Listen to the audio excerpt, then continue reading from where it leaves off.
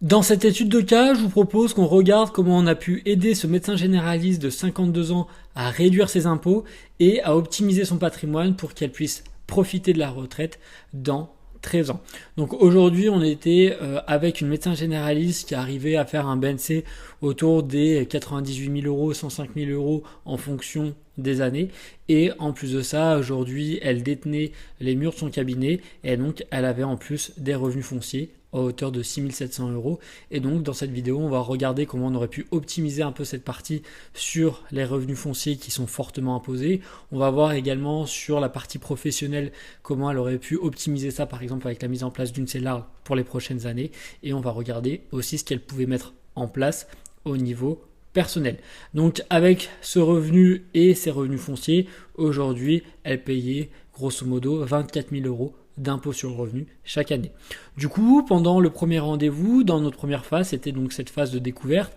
on apprend que notre médecin généraliste avait 52 ans, qu'aujourd'hui elle était divorcée avec 3 enfants, qu'elle était propriétaire de sa résidence principale et donc qu'elle détenait les murs de son cabinet en nom propre et qu'elle venait de faire l'acquisition d'un Pinel il y a 2 ans et elle souhaitait qu'on lui donne un regard sur son opération, si c'était justement une belle opération qu'elle avait pu faire ou non. Et sur des objectifs à court terme, c'était toujours d'essayer d'aller optimiser sa fiscalité avec un potentiel investissement locatif et également de réorganiser son activité professionnelle puisqu'elle souhaite vendre son cabinet pour notamment faire de la téléconsultation. Et du coup, horizon 2037, c'était profiter de la retraite. Et aujourd'hui, même si on avait essayé de lui planter quelques graines sur l'anticipation de la transmission pour justement ses enfants ne payent pas une tonne d'impôts au moment où il pourrait lui arriver quelque chose, aujourd'hui, ce n'était pas un de ses objectifs. Ensuite, dans la deuxième partie de ce premier rendez-vous, on a fait un point sur ses indicateurs clés financiers et surtout là ce qu'elle avait pu faire par le passé. Et donc là, on voit qu'elle a un patrimoine brut immobilier de 837 000 euros. On voit qu'elle a toujours un crédit lié à son Pinel Plus qu'elle vient d'acheter. Et donc, on voit que grosso modo, elle a un patrimoine net d'environ 500 000 euros. Également, on peut voir qu'aujourd'hui, son matelas de sécurité est de 25 000 euros. Grosso modo, c'est 3 mois de charge au niveau professionnel pour payer la CARMF, les charges ou encore l'URSSAF. Et donc, on peut voir aujourd'hui, sur le plan personnel, qu'elle a 73 000 euros qui dort sur des livrets, qu'elle a déjà ouvert une assurance de 20 000 euros et qu'elle avait un PER de 20 000 euros également. Et donc, avec cette cartographie, ce qu'on peut voir déjà, c'est qu'elle a 80% de son patrimoine qui est illiquide, puisque l'immobilier, elle ne peut pas le vendre en 2 jours. Et également, elle a son PER qui pourrait être liquide quand elle part à la retraite. Du coup, maintenant qu'on s'est dit tout ça, pendant le deuxième rendez-vous, on lui a fait des préconisations justement sur ces 4 grands objectifs qui étaient de préparer la retraite, optimiser sa fiscalité, la vente de son cabinet autour des 70 000 euros et réorganiser son épargne. On va commencer d'abord par la partie personnel pour une fois et on regardera justement comment on pouvait l'aider aussi à préparer sa retraite et optimiser sa fiscalité sur le plan professionnel avec par exemple l'étude et la mise en place potentielle d'une CELAR. Donc là, le premier objectif, c'est tout simplement de traiter l'hémorragie puisqu'on a vu qu'elle avait un matelas de sécurité et 75 000 euros sur ses comptes, donc il y a 50 000 euros aujourd'hui qui ne travaillent pas du tout. Donc ça, c'est le premier objectif, de traiter cette hémorragie-là puisqu'elle va perdre de l'argent tous les mois en ne plaçant pas cet argent à cause de l'inflation. Et ensuite, c'était de regarder par exemple son assurance vie et son PER si c'était quelque chose d'intéressant. Du coup, sur cette poche de 50 000 euros, pour cette personne, on se disait qu'il fallait qu'elle garde assez de liquidité puisqu'on a vu que 80% de son patrimoine aujourd'hui était liquide, qu'elle garde assez de souplesse par rapport à si demain elle avait besoin un peu de liquidité, que ça soit quelque chose de simple et surtout qu'elle ait une gestion globale puisqu'elle voulait pas forcément s'occuper forcément de ses finances. Donc sur cette poche à 50 000, on lui a proposé par exemple de remettre 30 000 euros sur de l'assurance vie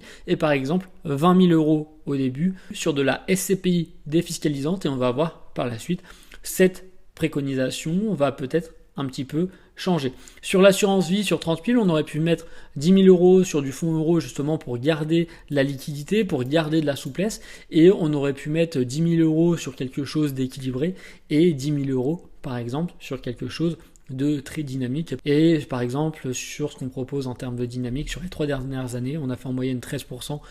par an, mais bien sûr, les performances passées ne présument pas des performances futures. Donc ça aurait été sur la poche, par exemple, assurance vie, et également, comme elle souhaitait optimiser sa fiscalité et pourquoi pas aussi investir un peu dans l'immobilier clé en main, on aurait pu lui proposer de la SCPI défiscalisante, puisque ça permet tout simplement de mutualiser les risques avec différents biens immobiliers, donc de diversifier le risque, d'avoir quelque chose qui va être 100% passif, de pouvoir réduire ses impôts et de pouvoir utiliser l'effet de levier du crédit si on le souhaite. Donc ça aurait été quelque chose qu'on aurait pu étudier. Ensuite, sur sa poche de 40 000 qu'elle avait déjà investi dans une assurance vie et dans un PER de 20 000, on peut voir que nous, le bleu clair, c'est ce qu'on propose justement sur la partie dynamique. Elle, aujourd'hui, sur son assurance vie PER, elle avait le bleu foncé en dynamique. Donc on voit que nous, par exemple, on était un peu plus performant d'environ 15-20% sur ces quasiment 6 dernières années. Nous, sur notre partie équilibrée, c'est ce qu'on a en orange.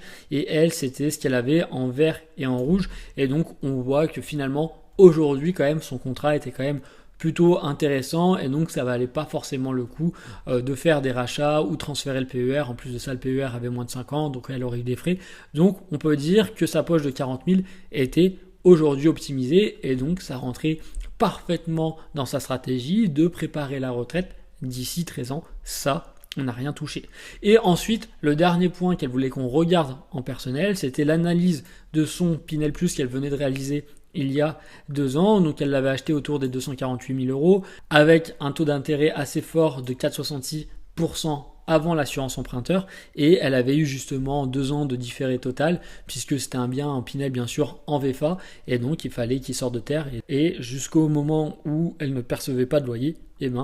on avait un différé sur les mensualités. Et maintenant qu'elle peut louer le bien, on a pu voir justement avec ces documents qu'elle allait le louer 644 euros par mois. Quand on enlève environ 25% de charges, ça lui faisait un loyer net de 483 euros. Et avec son crédit, aujourd'hui, elle allait avoir une mensualité tous les mois d'environ 1620 euros par mois, et dans le même temps, grâce à son achat Pinel, elle va avoir une réduction d'impôt si on la mensualise de 413 euros par mois, et donc son effort d'épargne mensuel les 9 premières années est de 726 euros par mois, et les années 10, 11, 12, il sera encore plus conséquent puisque tout simplement la réduction d'impôt va être moins forte. Donc sur 9 ans, on voit qu'en loyer net, elle aura perçu 52 000 euros, elle aura versé en mensualité de crédit 175 000 euros, et elle aura eu une réduction d'impôt de 44 000 euros. Et donc son effort d'épargne sur ces 9 premières années sont de 78 000 euros. Imaginons qu'à la fin de ces 9 ans, elle souhaite revendre le bien, donc elle aura mis de sa poche 78 000 euros.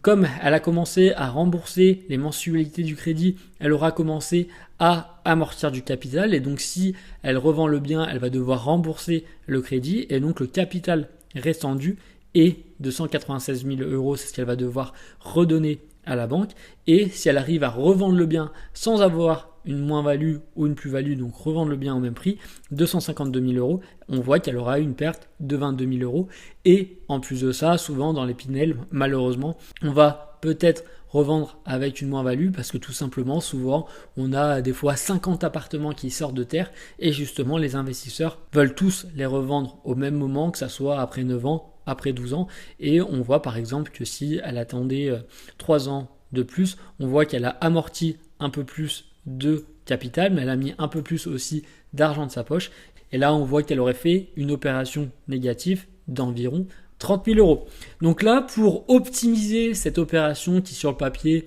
n'est pas forcément aujourd'hui très bonne, il y a 2 options, voire 2 étapes. La première, ça serait de renégocier le crédit, puisque si elle renégocie le crédit, elle va avoir une mensualité de crédit peut-être un peu moins importante, ou elle va peut-être garder la même mensualité de crédit, mais avec un taux d'intérêt plus faible, elle va pouvoir amortir du capital plus rapidement, et donc dans 9 ans, au lieu de redonner 196 000 euros à la banque, elle redonnera peut-être 170, 160, et donc là, finalement, elle aura fait une opération peut-être qui n'est pas perdante, mais qui n'est pas gagnante. Ensuite, la deuxième option, ça serait, au-delà de renégocier le crédit, ça serait d'optimiser l'existant, puisqu'on a vu qu'avec une mensualité de crédit de 1622 euros par mois. Grosso modo, les 13 premières années, elle va avoir environ 11 400 euros d'intérêt de crédit qu'elle pourrait venir déduire de revenus fonciers. Et on a vu que aujourd'hui, avec un loyer net d'environ 483 euros par mois x 12, on est à 5 800 euros par an. Et donc, il y a 5 600 euros d'intérêt de crédit qui ne sont pas purgés. Et donc, ça pourrait être intéressant de venir augmenter cette part des revenus fonciers. Et donc là, ce qu'on pourrait lui proposer, au début, on lui parlait de peut-être investir dans de la SCPI défiscalisante pour réduire ses impôts. Mais là, ça serait peut-être plutôt intéressant de venir investir finalement dans cette fois-ci de la SCPI à haut rendement avec une bonne performance pour pouvoir avoir un revenu complémentaire. Et surtout, elle souhaitait absolument vendre son cabinet pour des raisons personnelles, et donc elle pourrait justement avoir directement l'année prochaine 70 000 euros à réinvestir dans de la SCPI performante. Et en plus de ça, ce qui est génial en investissant en 2026-2025 dans de la SCPI, souvent on achète des parts de SCPI qui sont sous-valorisées par rapport aux biens immobiliers qu'elles détiennent, puisque tout simplement toutes les SCPI souvent se battent sur le taux de rendement. Et donc si on fait du 5%, ça veut dire par exemple qu'on va avoir 5 euros de loyer net pour une part qui vaut 100. Et donc si on revalorise la part à 110, le rendement mécaniquement va baisser. Et aujourd'hui, pour être attractive, toutes les SCPI essayent d'avoir le meilleur rendement possible. Et donc c'est pour ça, pour le moment, elles essayent le moins possible de revaloriser leur part.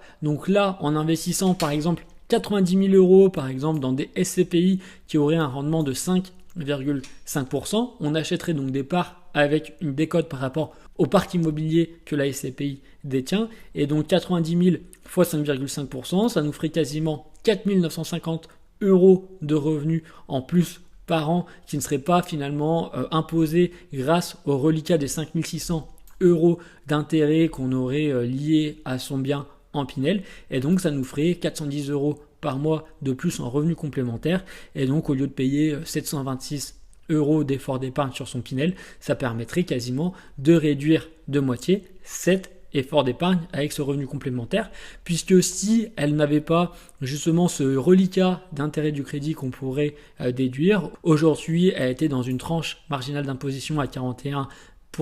On rajoute les fameux 17,2 par exemple qu'elle a aujourd'hui sur ses revenus fonciers de son cabinet, donc elle serait imposée sur 58,2%, et donc sur ces 4 950 euros fois 58,2%, elle payerait 2 880 euros d'impôts. Donc ça, c'était sur la partie personnelle. Potentiellement aller optimiser un peu ces 50 000 euros avec une part d'assurance vie, et du coup cette fois-ci plutôt sur une SCPI qui serait performante. Sur sa poche à 40 000 euros aujourd'hui, elle était plutôt déjà optimisée, et du coup quand on regarde son bien en Pinel Plus, ce qu'il faudrait faire, c'est essayer d'aller renégocier le crédit, et comme on a vu, optimiser l'existant. Le deuxième aspect, c'est comment on pouvait l'aider à optimiser sa fiscalité, préparer sa retraite sur le côté pro. Et donc là, on lui a fait une petite simulation de l'intérêt de passer par exemple en CELARL, puisque aujourd'hui, avec un BNC de 98 000 euros à l'année, elle doit verser environ 24 000 euros à la CARF, 19 000 euros à l'URSSAF, et donc on a vu 24 000 euros aux impôts. Aujourd'hui, en personnel, elle arrive à avoir un excédent budgétaire assez conséquent aujourd'hui de 2 000 euros par mois, mais on va voir si justement on ne pouvait pas optimiser tout ça avec par exemple la mise en place d'une CELARL. Et donc là, au lieu de se verser la totalité de son bénéfice et d'être imposé dessus, de payer des cotisations URSSAF et CARM sur 98 000 euros, ce qu'on peut faire avec une CELARL, le gros avantage, ça va être de pouvoir piloter sa rémunération. Et donc là, par exemple, dans l'exemple qu'on lui a proposé, c'est tout simplement, on va gommer toute la partie donc de 98 000 euros à 93 000 euros qui serait imposée à 41%. Et donc, au niveau professionnel, sur la CELARL, elle va récupérer environ 13 000 euros par an, ce qui va lui faire, par exemple, dans la CELARL, après 12 ans, après 13 ans, pour, par exemple, préparer sa retraite, une trésorerie supplémentaire qu'elle pourrait investir de 156 000 euros par an. Du coup, comme on vient gommer toute la partie à 41% de ses revenus qui étaient imposés, on voit que ces impôts passent de 24 000 euros à 19 000 euros et donc elle fait un gain d'impôt de 5 000 euros et on voit du coup donc son revenu va diminuer, on passe de 8 750 euros par mois à 7 082 euros par mois, mais dans le même temps également ses dépenses vont diminuer parce que tout simplement ses impôts ont diminué de 5 000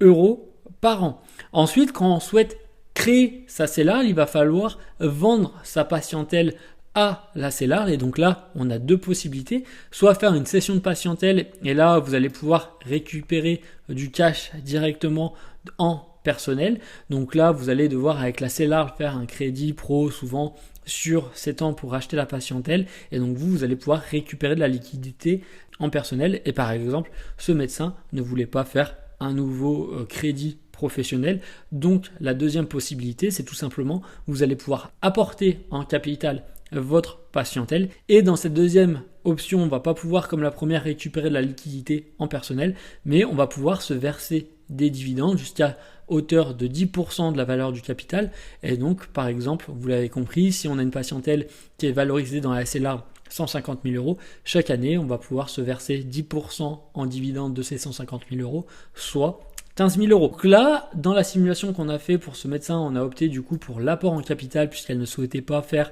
une cession de patientèle pour se remettre un crédit sur le dos. Et dans cette nouvelle simulation, on a pu encore une fois piloter la rémunération de ce médecin généraliste en se versant maintenant plus que 73 500 euros de rémunération. Comme on se verse 73 500 euros de rémunération, on voit que nos impôts qui étaient dans l'exemple précédent de 19 000 euros, maintenant ils ne sont plus que de 15 000 euros, donc on a maintenant une économie de 9 000 euros. Dans la CELARL, on va avoir maintenant grosso modo tous les ans 26 000 euros de trésorerie et donc avec ces 26 000 euros, soit notre médecin va pouvoir se verser 10% si on valorise sa patientèle à 150 000 euros, donc elle va pouvoir se verser 15 000 euros de dividendes et quand on enlève la flat tax, on arrive donc sur un complément de 11 500 euros et donc si on fait 73 500 plus 11 500, on se retrouve bien sur nos 85 000 euros, donc on est toujours à 7 083 euros de revenus qu'on avait ici, mais sauf qu'on va voir que nos dépenses ne vont plus être de 6 125 mais cette fois-ci de 5 800 et donc on vient augmenter notre solde budgétaire tout simplement puisque on a encore réussi à baisser notre imposition en se versant en rémunération 73 500 et en se versant des dividendes à hauteur cette fois-ci de 11 500 euros net une fois qu'on a enlevé la flat tax. Donc là on voit qu'on a encore plus de souplesse, plus de flexibilité par rapport à cette trésorerie